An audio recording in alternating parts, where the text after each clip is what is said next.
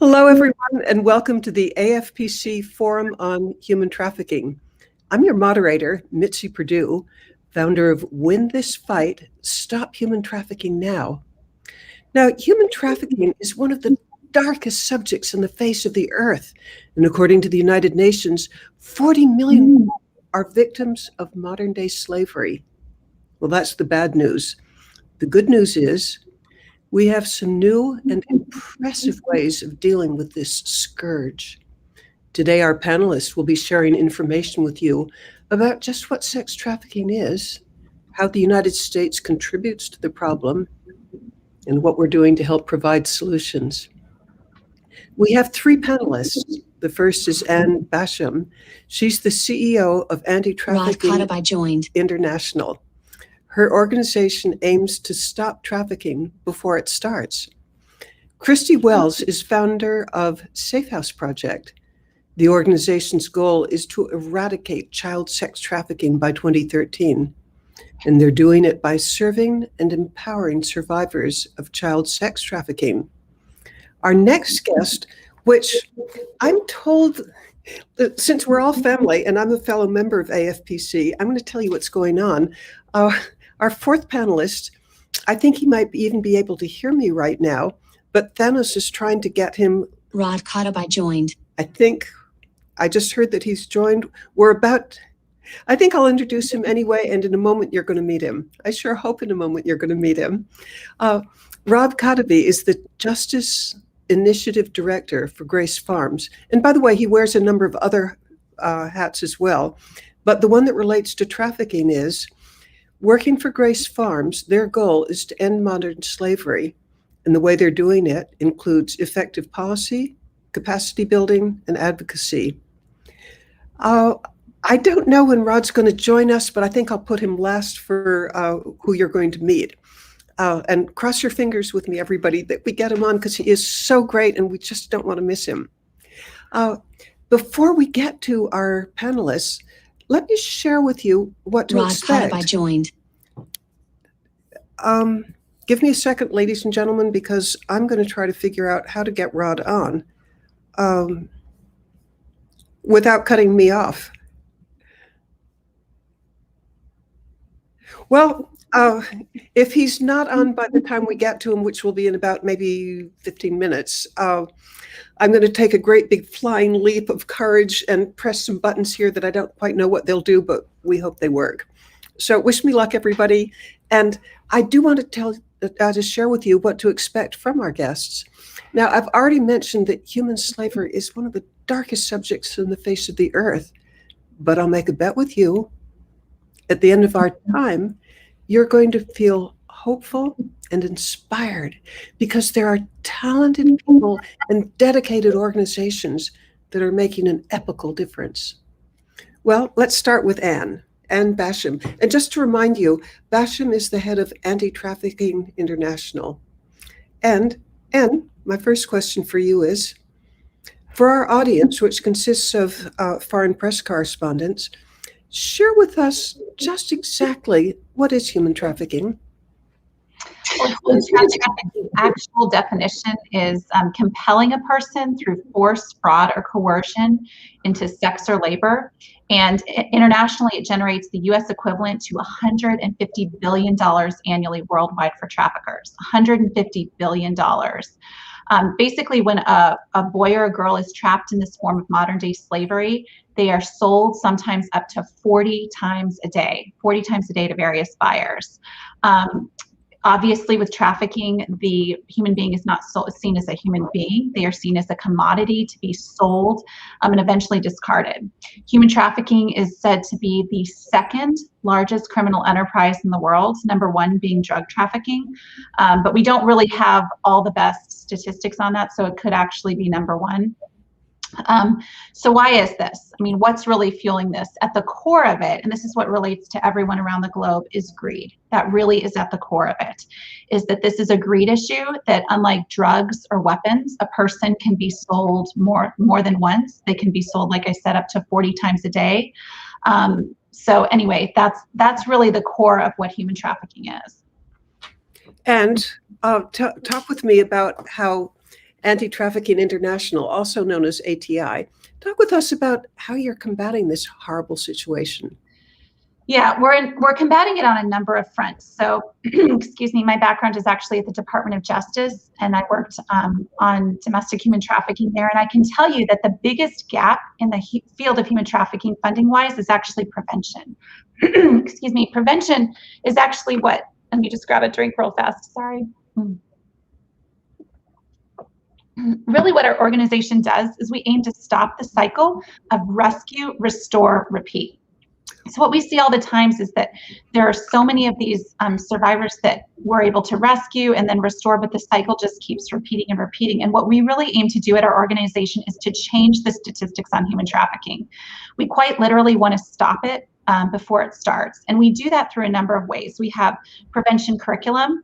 We educate over 250,000 students annually around the globe in 3 different countries to recognize the signs of human trafficking so that they can avoid it and really recognize predators. We teach teachers, law enforcement, frontline professionals.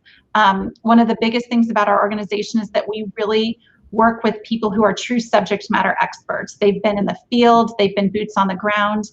Our organization was actually founded by a police detective himself who really worked in this space and interacted with human trafficking directly. So those are some of what we do. And then the third thing that we do is we're actually standing up a national Human Trafficking Intelligence Center. We call it NHTIC. And that is launching at the end of this month. It is the first of its kind in the world.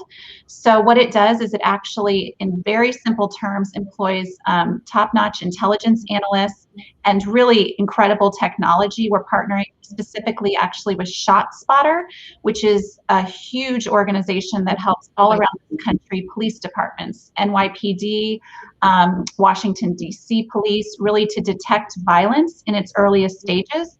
And they're partnering with us to detect human trafficking in its earliest stages.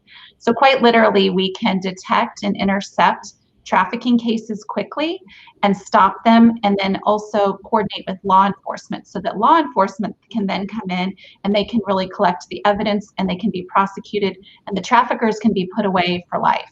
And that's really the goal, is to recover youth quickly and also to make sure that this doesn't happen in the future. Absolutely beautiful. I think any sentient person who's decent would just totally endorse what you're doing. Thank you. But now, our next guest is Christy Wells. And just to remind you again, she's the co-founder of Project Safehouse. Tell us about Project Safehouse, Christy. Yeah, absolutely. Safehouse Project is a national organization that really, similar to kind of what Ann said, we focus on 3 key areas. We focus on really working to, actually, let me tell you a little bit about why we do what we do, because I think that's the conversation is when we began, Safehouse Project really my co-founder and I took a hard look at the national landscape. I wanted to understand where the problems were, and similar to what Ann said, really where the gaps were. Nobody in this space exists to really reinvent the wheel. We all want to figure out where are the needs and how can I help fill the needs. For us, what we saw at that point, DOJ was reporting, at that point, they were kind of guessing 300,000 American kids were trafficked for sex in the United States every year. That's since a number that they've rescinded because it's an illegal industry. It's really hard to nail down. But what we do know is that pretty much hundreds of thousands of kids are trafficked or at risk of being trafficked every year in the United States. That number was big and daunting, but then we realized that victim identification was really staying around that 1%. Only 1% were ever being identified or being extracted from their trafficking situation, or they were exiting their trafficking situation. And so at that point, Polaris reported that about 2,800 kids in 2017 were identified and pulled out of a trafficking situation. But then the number that hit me upside the head was that without a safe place to go, once they're rescued or once they exit their trafficking situation, safe place to go, safe place to heal, 80% were ending up back in traffickers' hands. We had an 80% recidivism because we were dropping the ball after that point of exiting or rescue. And so we took a hard look at what was happening in the national landscape of restorative care. And we realized that at that point in 2017, there were only 100 beds in restorative care homes for minors across the United States total. 100 beds for approximately 3,000 kids that were being pulled out. And so for us, we realized that we wanted to put our focus twofold. One was to increase victim identification through education, helping people really understand what this issue looks like in America, and helping do that through a survivor lens. Every training that we produce is done through video-based content. It's written with and by survivors who shared their real lived experience, not about the horrific things that happen behind closed doors. We all have imaginations, but about their intersection points with community members and how they could have really seen what signs were present and known how to respond. All right, thank you. Hey, for a minute. Christy, I'm going to get back to you in a moment, but I wanted to say, Rod, how happy we are to see. I feel unwanted. Really. No, your pleasure, your value. We want more than anything, especially because your law enforcement background. Have you ever heard what's been said so far? Absolutely. I've been listening, and thank you, Thanos. He was able to get me in, and it's he had me on the podcast, so I'm in. So I've been listening. I heard what Anna said, and I heard what Christy was saying, and this is great. I'm ready. So, okay, and you know what we said about you behind your back. Deal with it. Okay. Okay, but back to Christy, because you've been getting some things that are really dear to my heart, because I write for Psychology Today and a couple of other magazines, and of course my topic is human trafficking. And one of the things that I hear over and over again is one that you're addressing right now, which is I talk with police. I'm thinking of a policeman from Florida, just maybe a week ago, where he was telling me that the most heartbreaking part of his entire job is he'll rescue a woman. He'll see her through maybe a year of restoration. Maybe she's got her health back. Maybe she's gotten counseling. Maybe she's even gotten her GED. And then a year later, he sees her out in the street again. And he said, all this effort that we make, whether it's kids or adults, and that the rate of going back to being trafficked it is the biggest heartbreak of his entire job. You want to comment on that? Right. Yeah, so we really saw that there was a need for restorative care, and what we've realized is also that there are different levels of restorative care. Our organization certifies different safe house programs out there and makes sure that the new ones that we're mentoring that are launching are adhering to the best practices, because it's easy to have an idea of, well, I want to give her, counseling services or medical services or help her with their education. But there's really a full kind of therapeutic process that needs to happen to help a survivor really go through the healing journey that they deserve and that is going to set them up for the best success. And so there are a lot of programs that are even serving adult survivors, but we've realized that there aren't a ton of them that are actually really adhering to best practices. And so our organization is certifying those who are adhering to best practices, and then helping new organizations come along and figure out what those benchmarks are that they really need to be hitting in order to help reduce the recidivism of the survivors going through their program. And so on the education front, we've been able to educate over 200,000 people through our video-based trainings to help people understand how to spot, report, and prevent trafficking. Through safe houses, we fund and mentor and help launch new safe houses. So we're really capacity building in the United States and the restorative care landscape, identifying where those gaps are in the industry. And then those for this year, that's really where we're focusing our dollars, is to make sure that we can launch more emergency homes, because right now we've got long-term homes that are open, but their beds aren't full because there aren't programs that are helping women go through those emergency first 30, 60, 90 days so that they can get stabilized to go into a long-term home. So we identify the gaps, we fill the gaps, we fund the new programs that are launching. So we've added 174 beds to the national landscape. We've got about 24 new safe houses we'll be able to help open this year, which is really exciting because a lot of those are going to be for kiddos. And then we help do survivor placement. So we get reach outs from survivors who are in need of a safe house. And because we've got great relationships with all those safe houses that we mentor across the United States, then we can make placements happen really quickly. So we've got great relationships with law enforcement across the country and social workers and hospital systems that are identifying survivors that then call us, and we can work and get a survivor placed usually within 24 to 48 hours before we lose them back to their traffickers. And so really working to kind of find those gaps in the industry and bridge those streams of communication. And I'm fascinated how you've grown. Well, give us a time scale from when you opened the first one to where you are right now. And the follow-up question to that's going to be, what do you expect for the future? Sure. So we began in 2017.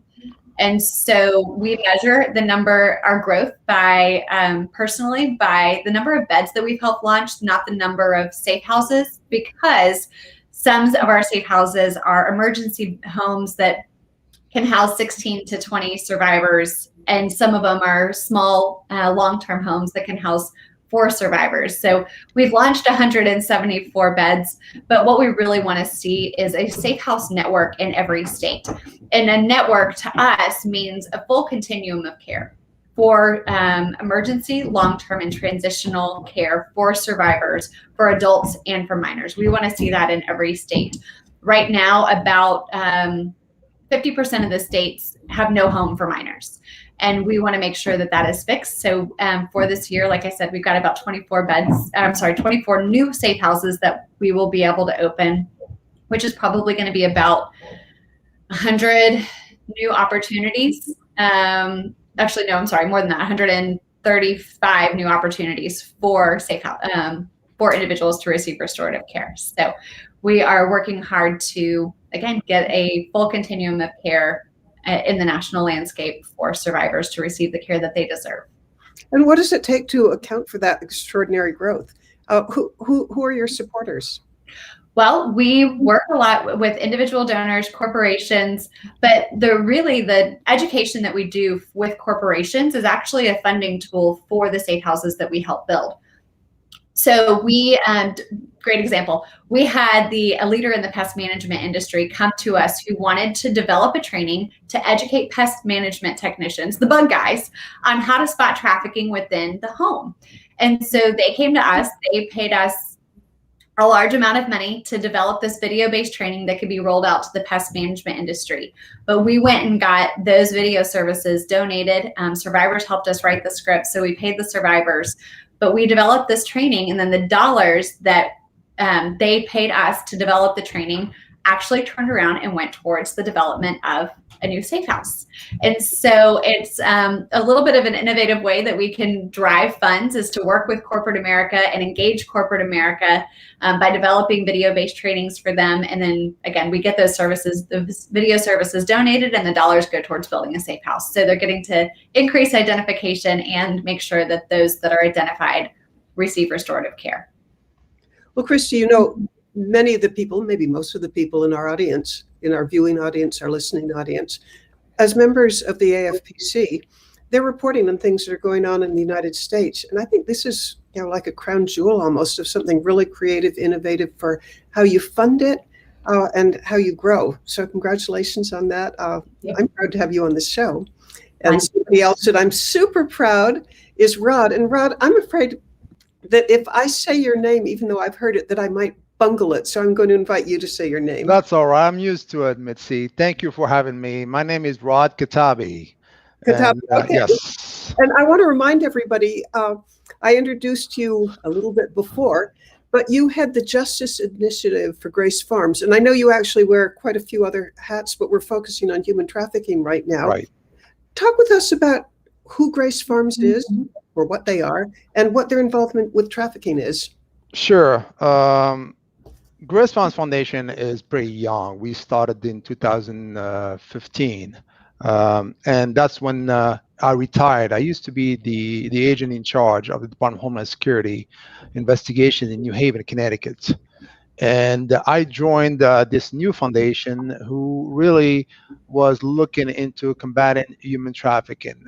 And I've been working in human trafficking since investigating, prosecuting human trafficking since the mid-90s when I joined the federal government.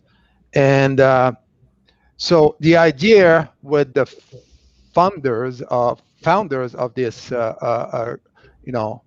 foundation is, how can you implement all those policies. We have so many laws, but how can we connect the social service providers with law enforcement? So they decide to hire me, being law enforcement, and and I've been in law enforcement most of my life.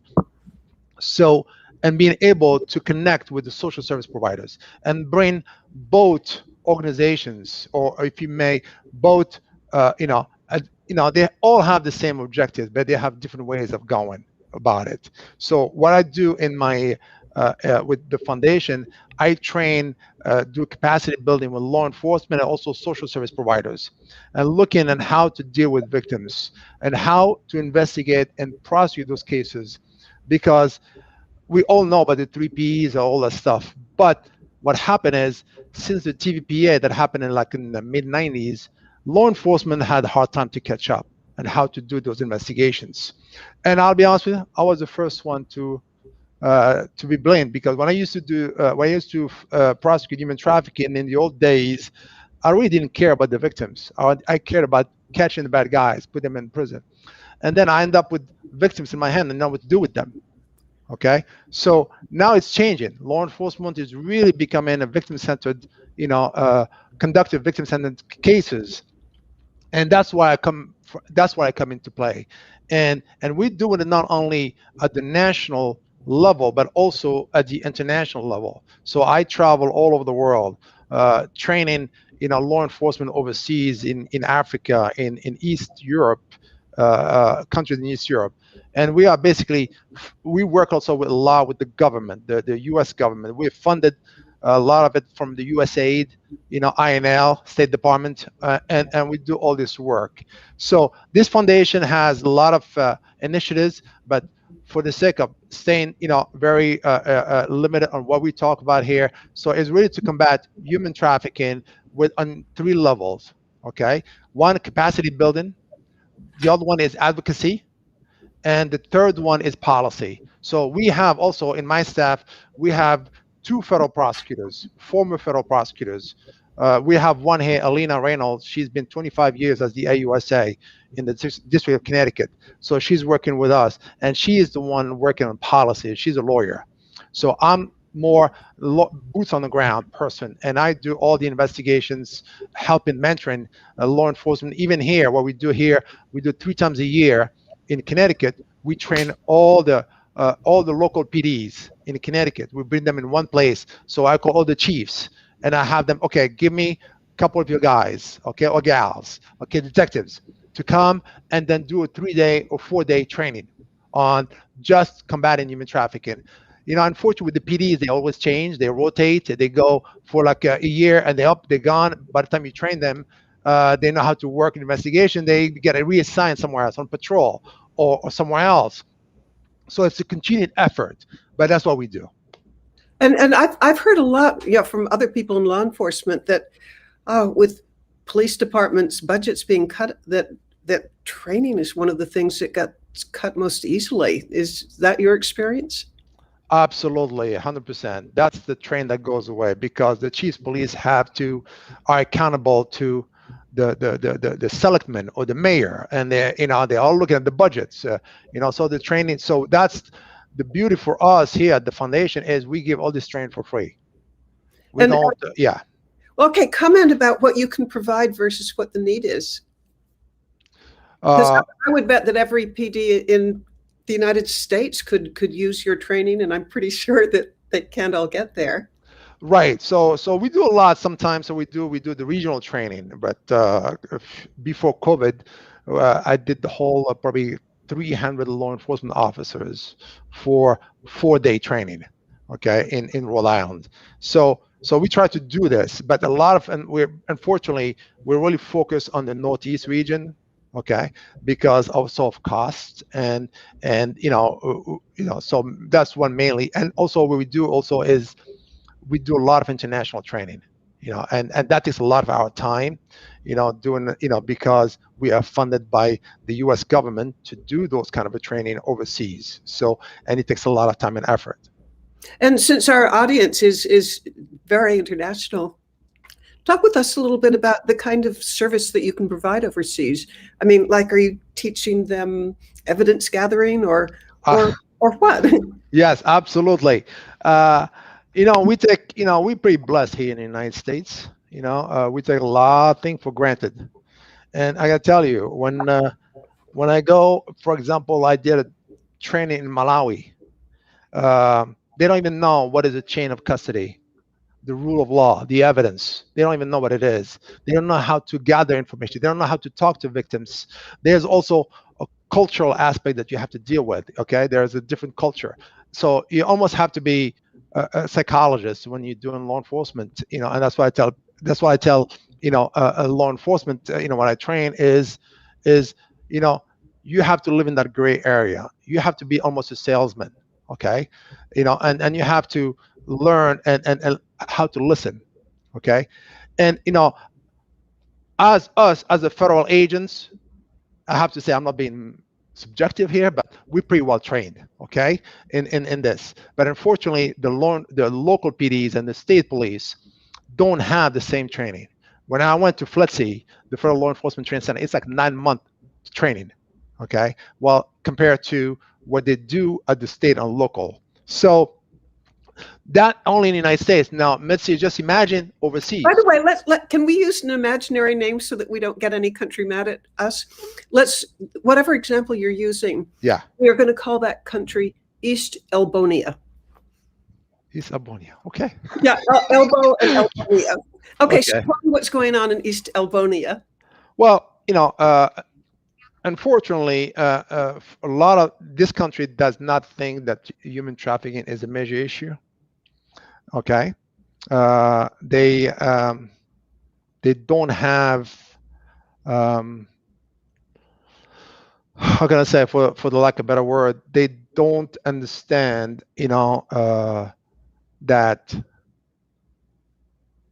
what is the difference between being trafficked and or being consent. Now we talk about 18 years old and above. Okay, we're not talking about like in Philippines. Well, when I say where it's like 12-year-old consent. We're in East Okay? Elbonia. It's in East Elbonia. Okay, so they it's very difficult because they lack of training, and it's also the culture they raised in there. Okay, But do they even want your advice? Because it would seem to me that this is a sensitive subject that, I mean, I'm not sure how much more sensitive you can get than. You can. You see, I learned, to be, you can't just go tell them you have problems with human trafficking. You know what you're doing. Okay. When I go to those countries, I say, how can I help you? Everybody's against human trafficking. I don't see anybody saying, hey, I'm for human trafficking. Nobody. Okay. So it's how you approach those countries. Okay. And how you talk to them and how you make them. And and especially the certain countries, they have the political will. They want to do it, but they don't have the means and the knowledge to do it. And that's why you come into play. And then you go there and really, you don't tell them what to do. You really tell them, if I was you, this is the way I would do things. Okay, it might not work in your country, but this is the way we do it in the United States. And I'll help you how to navigate through the prosecution, through even interviewing techniques. Okay, how do you interview? Okay, what types of victims do you have in front of you? How do you do your homework before talking to that person? Okay, and all that's how before you sit down with that person, you need to know more about that person. You need to know more about the trauma. You need more to know about when a person suffers a traumatic event, how this person recollect what happened. Okay, it's almost like a post-it. If that person just talked to you, it won't make any sense. But if you listen and wait and take your time to listen, those post-its, you put them together and you have the whole story. Is part of the issue that other countries, I mean, I'm certain of what I'm about to say for this country, which is the reluctant witness problem.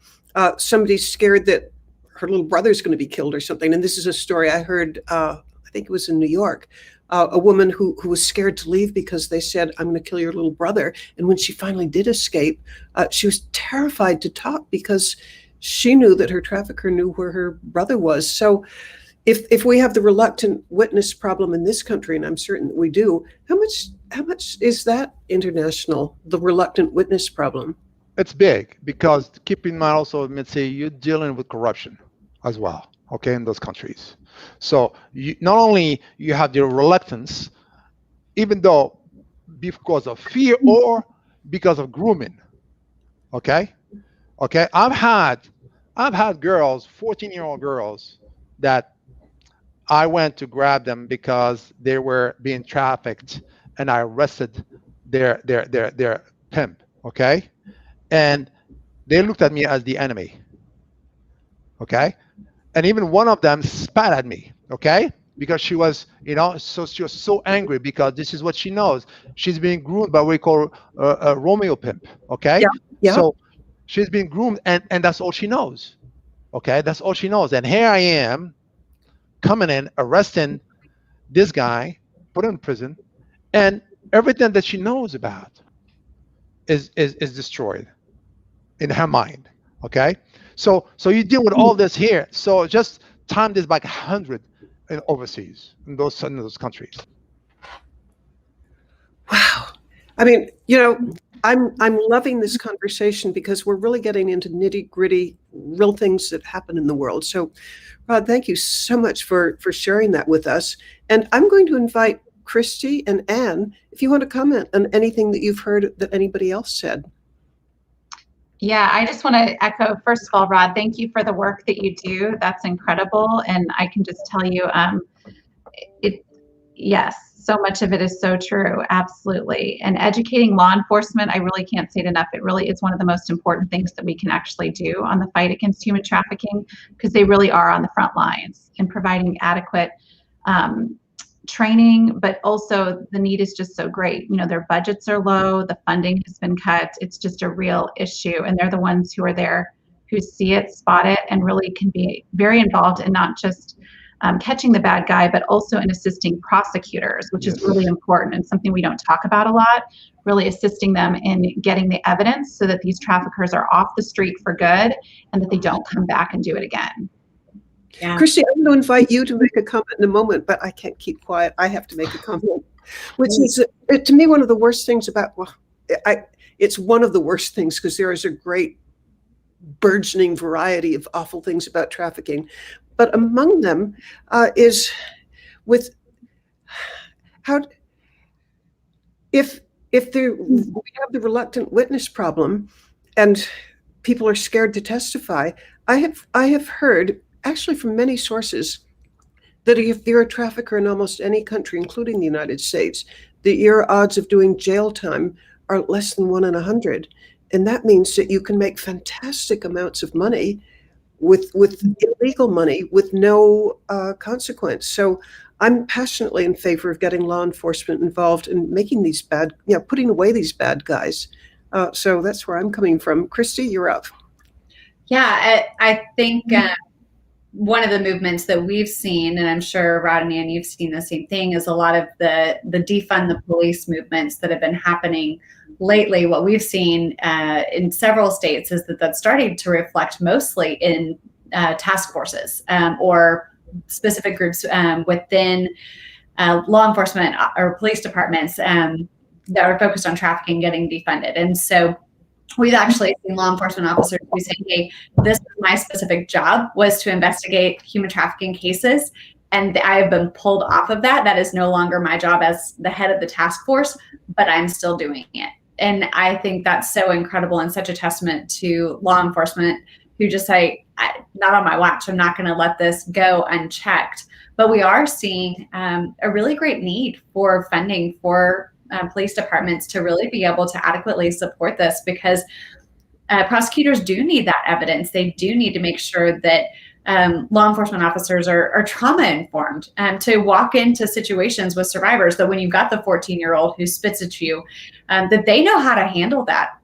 We trained the U.S. Marshals in Western North Carolina in advance of, back in November, in advance of a raid that they had. Because to your point, Rod, they said, we went through FLETC and we got maybe an hour on human trafficking. And so we got to spend about 6 hours with them training them.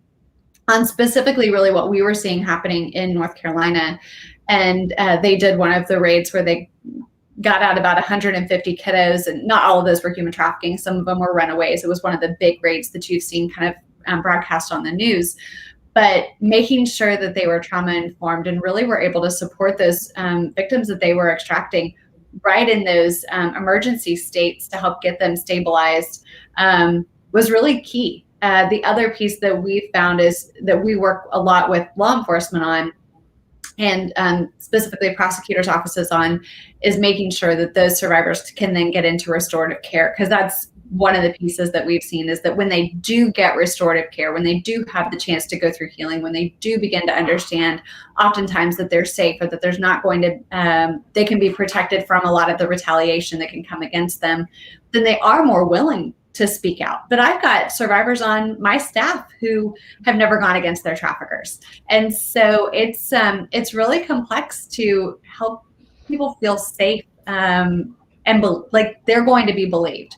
Because right now, I know in Utah, they have prosecuted cases against traffickers on the primary evidence being a victim's testimony. But there's a lot of states that a victim's testimony, they only can be a tiny fraction of the evidence that they bring into the court system.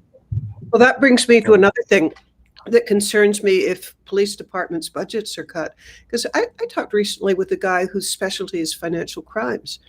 And probably many of you know this, but probably, or I imagine some may not.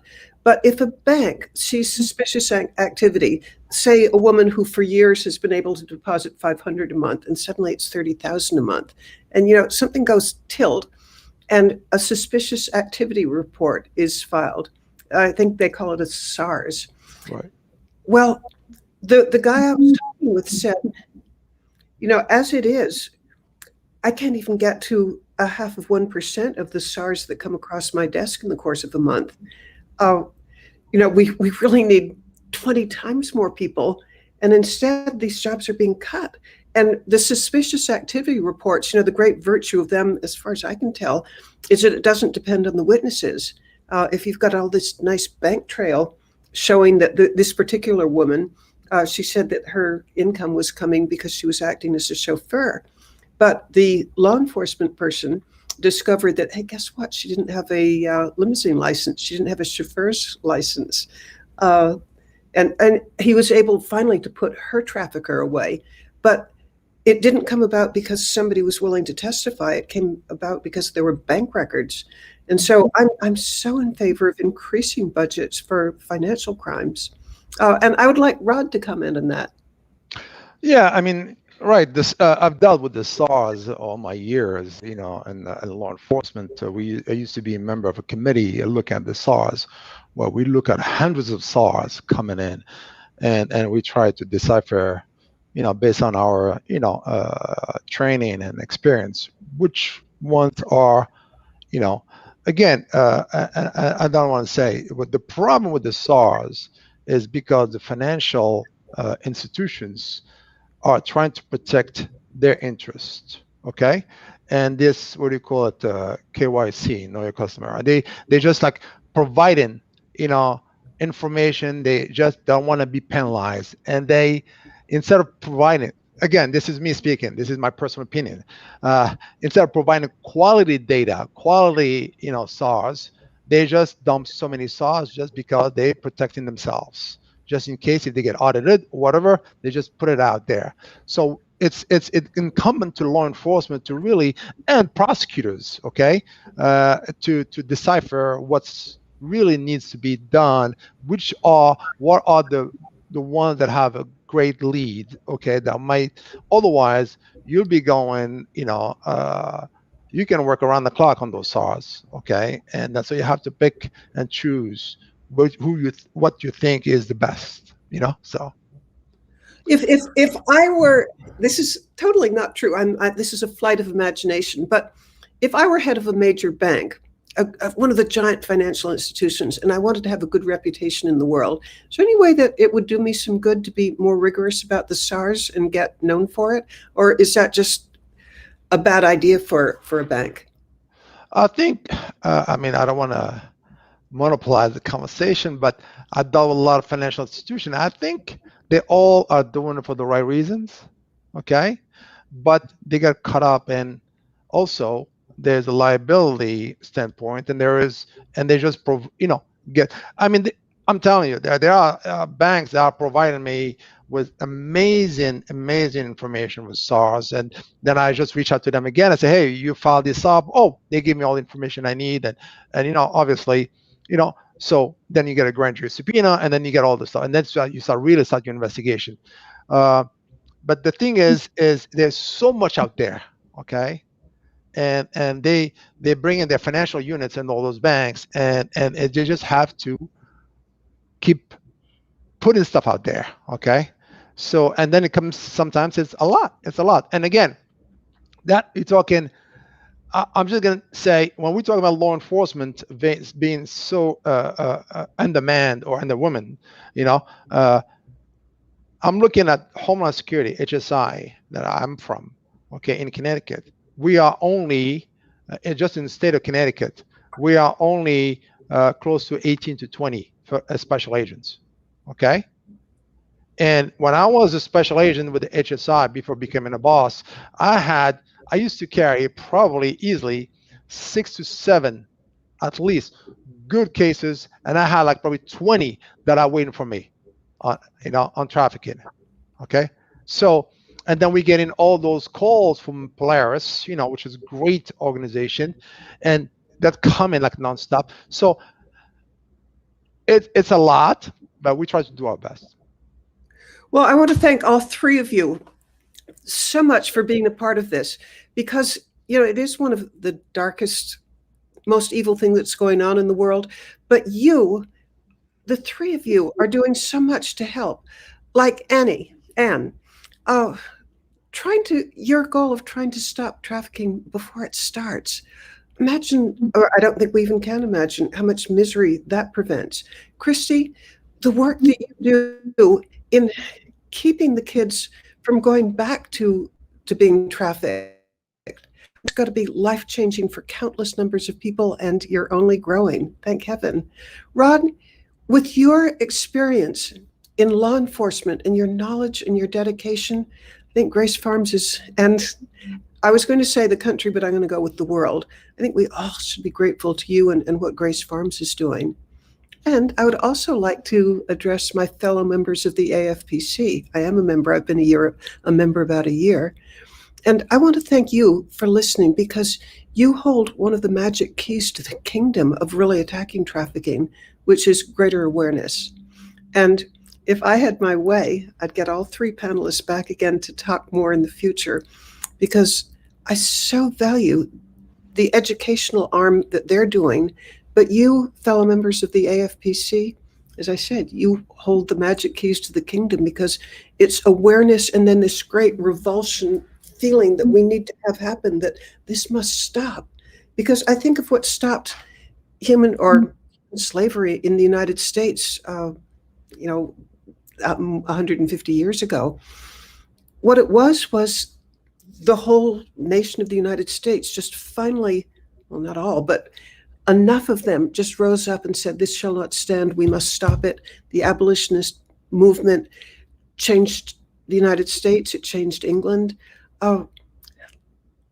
You, members of the AFPC, you can be part of that. You can help just say, no, human trafficking is too evil, we've got to stop it. So great big thanks to you for listening and for watching. It's so important what you do. Thank you, everybody. Bye.